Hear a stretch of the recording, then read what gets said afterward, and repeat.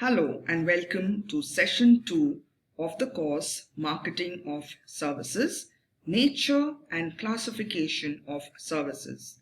Session 2 is divided into two parts, 2A and 2B.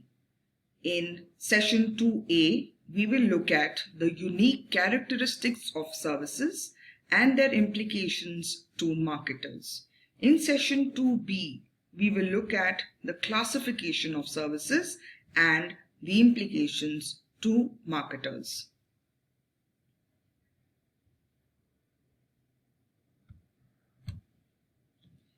Before I move on to discussing the properties of services, first let's look at what services are. What services are becomes evident through their definitions. One of the early definitions of services is that services are acts, deeds, performances, or efforts offered by one party to another. Another definition, which is slightly comprehensive than this one, is that a service is an economic activity that creates value and provides benefits for customers at specific times and places by bringing about a desired change in or on behalf of the recipient of the service. An even more recent and comprehensive definition of service goes something like this. Economic activities offered by one party to another, which are often time-based. Performances that bring about desired results to recipients or objects, assets for which purchasers have responsibility. In exchange for money, time, and effort, service customers expect value from the access of goods, labor, professional skills, facilities, networks, systems, but they do not normally take ownership of any physical elements involved. Now, to break down these definitions, which are quite lengthy, so that we can understand what services are. Services are essentially actions or performances unlike physical products. Secondly, services are actions which are performed on the customer when the recipient of the service is the customer himself or herself, or they might be actions performed on a possession of the customer. In other words, a service like a haircut is an action performed on the customer for a desired change in the appearance of the customer, or it can be that the service is a repair and maintenance service for a customer's laptop, wherein the service is performed on the customer's laptop. So the desired results or the desired change is either on the customer or on his or her possessions. Therefore, we say services are actions performed on the customer himself or herself or on the possessions of the customer. These are economic activities which are delivered for a value or benefit which the customer seeks. And finally, there is no transfer of ownership in the case of services as it is in the case of products. The physical elements which are used in the delivery of the service do not become a product that is owned by the customer. These definitions are available in Lovelock and Wirtz 2004 as well as Lovelock, Wirtz and Chatterjee 2011. Examples of services include hotels, restaurants, financial services, retail, healthcare, beauty salons, spa, gyms, education, counseling, consultancy, and airlines. Now we come to characteristics of services. The very first and significant characteristic of service is that services by nature are intangible. Unlike physical products like an apple, a perfume, or a car, services cannot be seen, touched, or felt by the customers. This makes it difficult for customers to evaluate services before purchase, which in turn results in higher perceived risks in the mind of customers.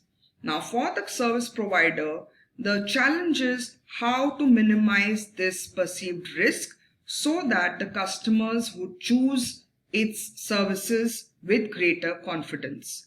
A way to manage this particular challenge is to add tangible elements or tangible cues to the service. In other words, tangibilize the service. Now, the reason you will find certificates, professional certificates hanging on the walls of healthcare professionals is exactly this. The healthcare professionals are adding tangible evidence to their expertise, the expertise which is intangible in nature. Another property of service is that in the case of services, simultaneous production and consumption takes place. That is, for instance, in the case of a haircut, the haircut is being performed and delivered by the hairdresser and is being consumed and received by the customer at the same time. This means customers and service providers are in close proximity. It also means that customers contribute to the service outcomes.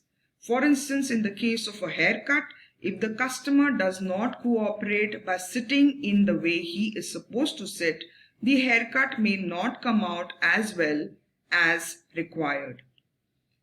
Thirdly, customers cannot be separated from the service delivery in the case of many services. And also, fourthly, other customers often form part of the service experience. For instance, a crying child or a crying baby in an air flight can hamper your service experience while flying that particular route. And therefore, we can say other customers have an impact on our service experience. Thereby, the implications are service providers must manage customer interactions and there should be more specific targeting, which is why hotels are segment customers and clients such that they have separate hotels for the business clients and separate hotels for families and holiday goers. A third unique characteristics of service is that unlike products which can be stored, services cannot be stored. Services are therefore perishable in nature. For instance, an empty seat in a flight represents revenues lost forever. When a flight takes off and there is an empty seat in that flight, the airline can never recover that particular revenue which could have come had that seat been occupied by a customer. How do we manage this perishability of service? There is a tool called demand management or yield management which you shall be made aware of.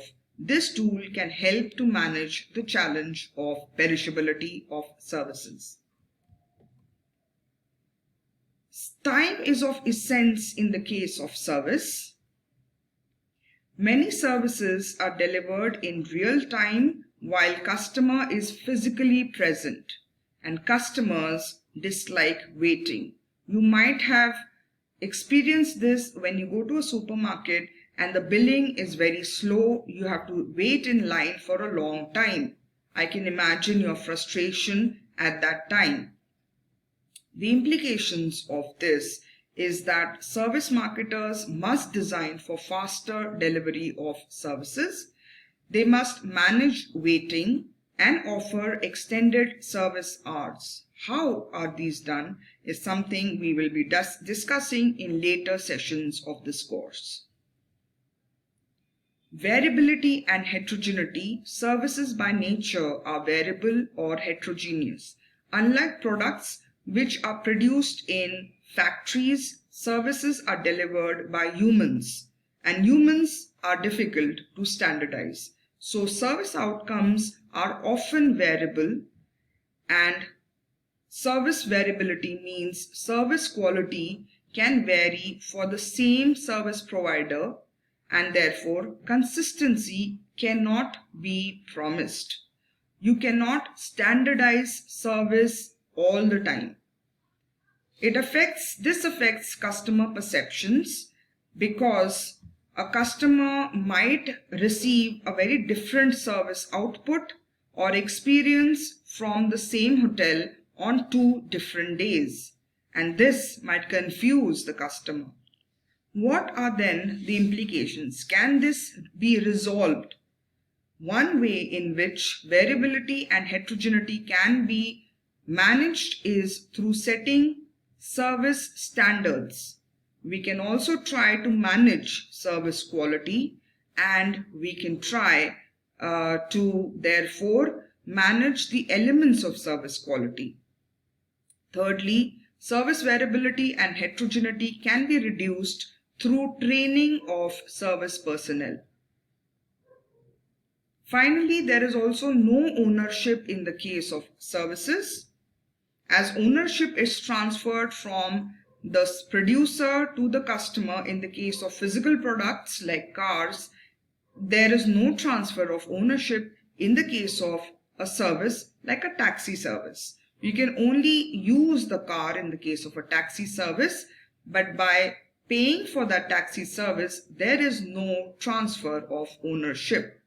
The implication of this is that this particular property impacts how services are priced. The way a hotel room, for instance, is priced is not the same as the way an apartment for sale is priced. I shall end with a case of or an example of how some service providers are managing heterogeneity or variability of services by setting service standards. Now, the golden standards of the Ritz-Carlton Hotel includes 3 steps of services which all personnel are expected to follow. Firstly, a warm and sincere greeting. Secondly, use the guest's name. Anticipate and fulfill each guest's needs. And thirdly, a fond farewell. Give a warm goodbye and use the guest's name. Similarly, DHL has made it a standard to answer customer calls within 3 rings. For instance, the head of marketing DHL India mentioned that all customers who call DHL, these calls are required to be answered within 3 rings.